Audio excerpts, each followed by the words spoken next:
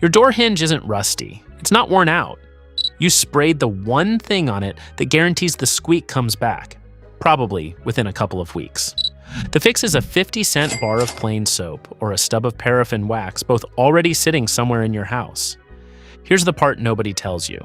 That can of WD-40 you keep reaching for isn't failing to fix the squeak. It's making it worse over time. Most people respray every few weeks thinking they just need another coat.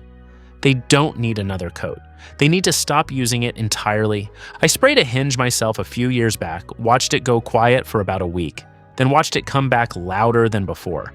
Once I understood why, I stopped buying the can. You'll get the fix, the method that keeps it off your paint, and one detail at the end most people skip entirely. Skip it. And you're back here in 3 months instead of 3 years. Now, before you blame the can, it's worth knowing what it was actually built for, because it was never built for this. WD-40 stands for water displacement, 40th formula. It was developed in 1953, and the 40 is there because it took 39 failed attempts before it worked.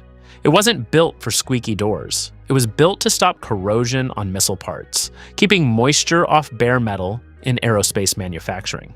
That's not a knock on the product. It does that job well. The problem is everyone since has grabbed it off the shelf for a completely different job. One it was never designed to solve, and physically can't. For a few days, it even seems to work, right up until it doesn't. The reason lives inside the hinge itself, and it's not what most people assume. A squeak isn't mysterious, it's metal on metal. The hinge pin rubbing against the inside of the knuckle every time the door swings, two rough surfaces grinding against each other at a microscopic level. That grinding is the sound you're hearing. To stop it, you need something sitting between those two surfaces that stays there and keeps them from touching directly. That's the whole job. And that's where WD-40 falls apart. WD-40 isn't really a lubricant. It's a solvent carrying a very thin light oil. Think of it less like motor oil and more like a fast-evaporating cleaner with a little bit of oil riding along on top.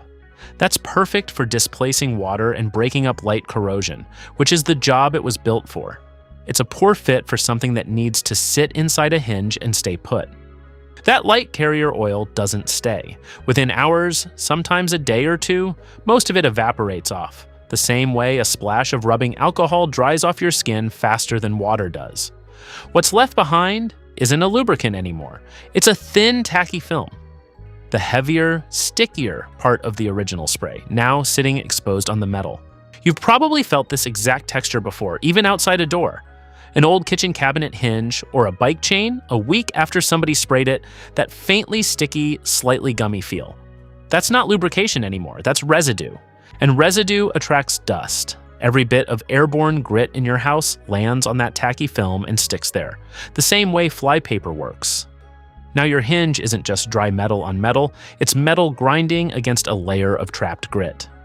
The squeak doesn't just come back. It often comes back worse than before you sprayed it, because you've added an abrasive into the mix that wasn't there to begin with.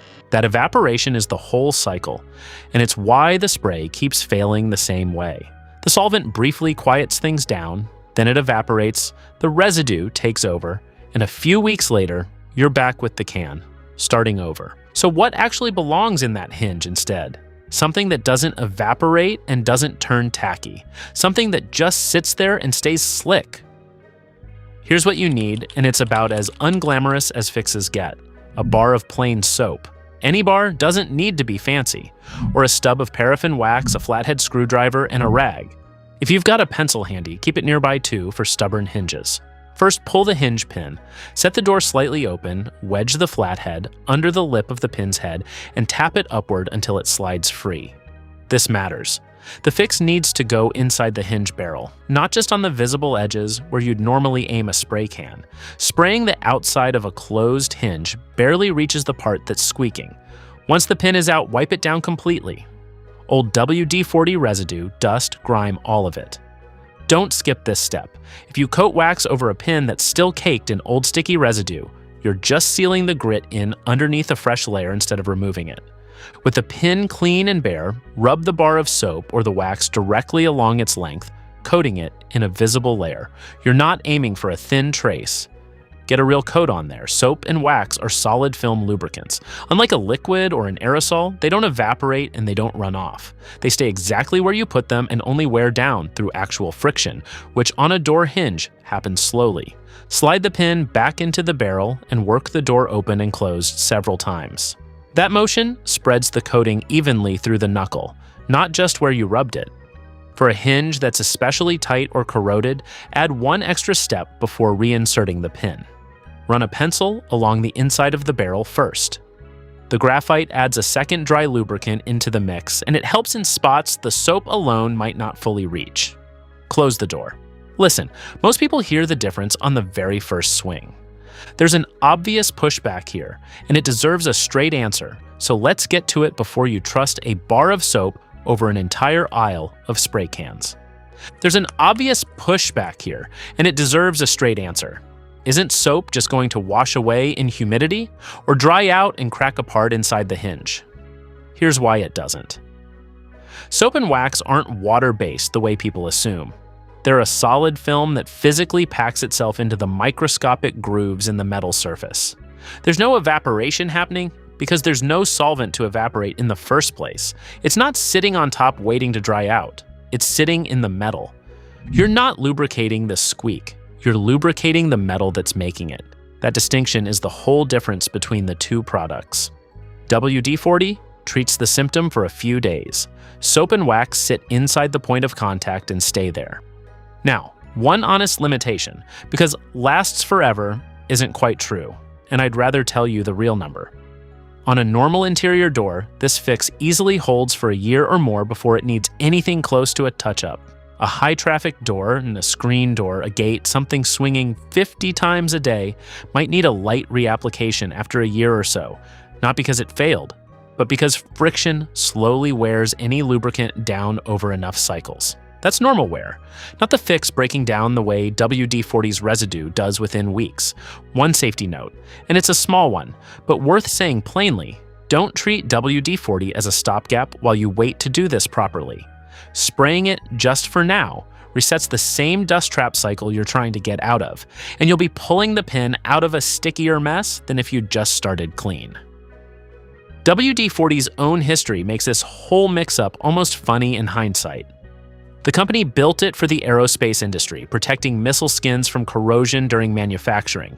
They never marketed it as a hinge lubricant. That reputation built itself one squeaky door at a time as people reached for whatever spray can was already under the sink.